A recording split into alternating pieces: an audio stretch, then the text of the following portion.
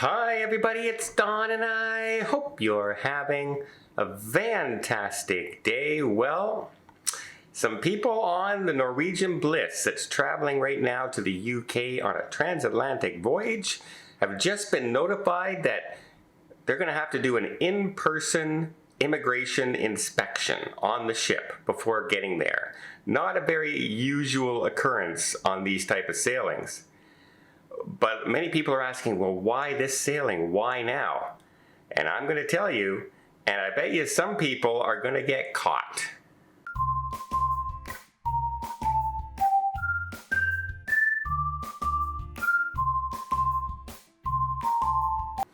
So right now, right across the world, most destinations are going with the new technology of facial recognition. Even flights now that I'm getting on that are having with the bigger airports like the Toronto airport or in Miami or Dallas, they have some facial recognition now. So you don't even have to hand over your passport or anything at the ticket counter when you're going into the plane. Normally, you have your inspection and everything outside, but you go to your ticket counter like when they're boarding and they announce, okay, group 1 is boarding now, and you head up and you have to hand your passport again. Now you can just walk up and do the facial recognition, get a green light, and in you go. It's really speeding up even the boarding for planes, and it really speeds up the disembarkation on your cruise. Having 6,000 passengers on some, all trying to get off between 7 and 9 is a lot of people to get off the ship. And if you have in-person immigration, it takes a lot longer than it does with that facial recognition. They have 9 or 10 lineups there, and you walk up and in you go, and it's as simple as that. Well, the people on the Norwegian Bliss were kind of expecting that to happen as well when they're getting off the ship, when they're going on their transatlantic and they're arriving in Southampton. This is a 13-day transatlantic, and they left on January 4th. Now, they've just been informed by the captain and the UK immigration that they will have to do an on-board inspection, which is expected to take from 8 a.m. till around 3 p.m. in the afternoon. What they're going to do is they're going to set it up in one of the dining halls, and they will, schedule deck by deck immigration to go through, and you have to bring all your documents down with you, prove your validation, get okayed, and then you're clear to go. Now they're doing this on the final sea day before they get into France. But that's not expected to impact France, but it's gonna, your sea day is now you have to wait for these announcements to go, and then okay, now I have to head down. So it kind of gets and interferes with your entire day while you're on the ship.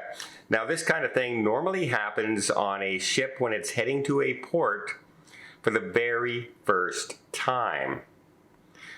For instance, it's a brand new ship and it's heading to its home port. When it arrives in the home port, especially a transatlantic or a trans-Pacific, they do a big inspection. However, not normally on a normal transatlantic like this one is, and it was kind of caught off guard. And some people are wondering why now, why this cruise, why is this happening? Well, this sailing, as I said, started out in the United States on the 4th. Well, on the 8th of January came in their new travel documentation, right? You need the electronic travel authorization now to get in. Now, how many people didn't bother to do this yet? Because they left before it became in effect. We've been warning people now for months that you're going to need this both in the UK and if you're going into the EU, the rest of Europe as well, that you're going to need this new electronic. Now they're good for 2 years and they're not that expensive to get. Thankfully we don't have to apply for one every time we go if we're people who are traveling a lot back and forth. But they are saying now that, this is now in effect, and you have to have that to get into the UK. So here's the situation. What happens if there's like 50 people on board that haven't done their electronic registration yet. And now they go down, they say, where's your electronic travel author? What electronic travel authorization? You're on a cruise ship, you're in the middle of the water. Some people don't even have Wi-Fi to start applying for this. Are there going to be ways that they can apply right then and hopefully get it? These can take up to 2 days for authorization. Sometimes they come through like right away. I'm talking 20 minutes, it's there. However, yeah, like I've been in that situation where I've arrived in Jamaica right after they instituted this, and I didn't know they had one because I was just there a month before and they didn't have it. And it took me 20 minutes to get it authorized and get through. But I'm wondering in how many people on board this cruise ship are going to have that issue, and what the resolve will be. Are the immigration officers going to be there to help them do this? What happens if they're denied? What happens if there's a reason that they're denied getting into the country?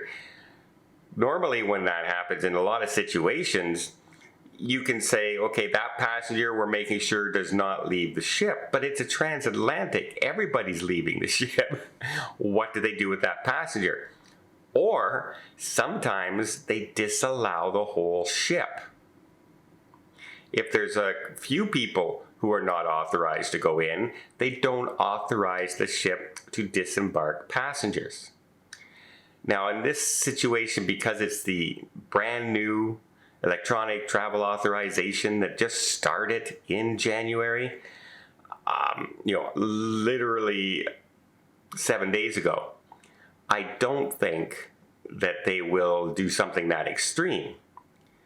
But I'm very curious, very, very curious to find out today they're doing that inspection. How many people on that ship don't have that electronic transfer yet? And we're all going to need it. We're all going to need it going forward. Unless you're a UK citizen, dual citizenship, then your passport's fine. However, you're going to need it. Canadians, Americans, we're all going to need it to get into the UK and the EU going forward. And, like I said, it's good for 2 years. I'm going to apply for mine very shortly just to make sure I have it. Because I don't want to be in this situation where I'm on a cruise ship. They tell me tomorrow, by the way, we're having an immigration inspection, and oh yeah, we're not going to let you in if you don't have your ETA all filled out. And what happens if something glitches and you just can't get it to go through? That would send panic through most people. And I'm very curious to see how this turns out. What do you guys think? Do you think that's why they're doing this inspection? Like I said, it's not normal for this type of cruise, but I think they're doing this inspection because it's the first ship arriving from the United States directly, and it's the first time that the electronic travel authorization has been in effect. And I think they're looking to see how many people don't have it done yet. And you know what? If they all showed up in Southampton and then they didn't have it ready, then it's Southampton's problem, right? Because they're already ashore.